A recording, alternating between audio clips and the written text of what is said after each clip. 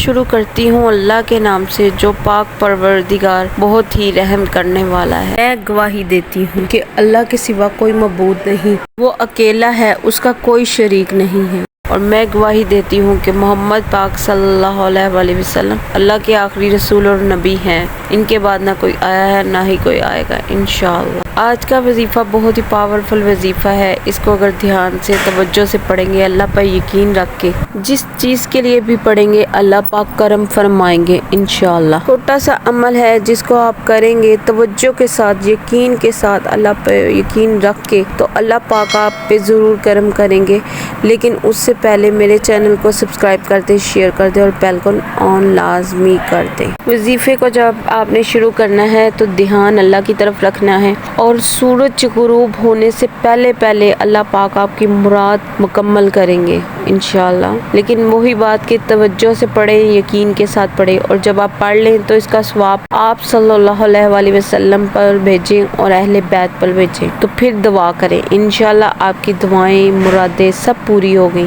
عمل کی طرف چلتے ہیں۔ عمل کے جو ورڈ ہیں جو آپ نے بولنے ہیں، صرف 3 دفعہ بولنے ہیں، ان کو آپ 3 دفعہ بولیں گے تو اللہ تعالیٰ آپ پہ کرم فرمائیں گے۔ یا ربی لک الحمد کما ینبغی لجلال وجہک وعظیم سلطانک۔ ان کو آپ نے 3 مرتبہ پڑھنا ہے۔ 3 مرتبہ پڑھ کے سچے دل سے اللہ کی طرف توجہ کر کے جو دعا مانگیں گے، جو بھی دعا مانگیں گے اللہ پاک آپ کی قبول کریں گے۔ لیکن اس سے پہلے اس کا ثواب آپ صلی اللہ علیہ وآلہ وسلم کو بھیجنا ہے اور اہل بیت کو بھیجنا ہے۔ یہ نبوی عمل ہے، اس کو لازمی کیجیے گا اور شیئر لازمی کریں تاکہ دوسرے لوگ بھی اس سے فائدہ اٹھائیں۔ بار بار یہی کہہ رہی ہوں کہ توجہ سے کریں، توجہ سے کریں گے تو کام بنے گا، ویسے اس طرح توجہ کے بغیر کریں گے تو آپ چاہے سارا دن لگیں، آپ کا کام نہیں ہو سکتا۔ توجہ سے کہ اللہ پاک ہی کریں گے، اللہ پاک ہی کرنے والا ہے، اور اللہ تعالیٰ سے اس کی شان کے مطابق اجر ملے گا۔ یہ نبوی نسخہ ہے،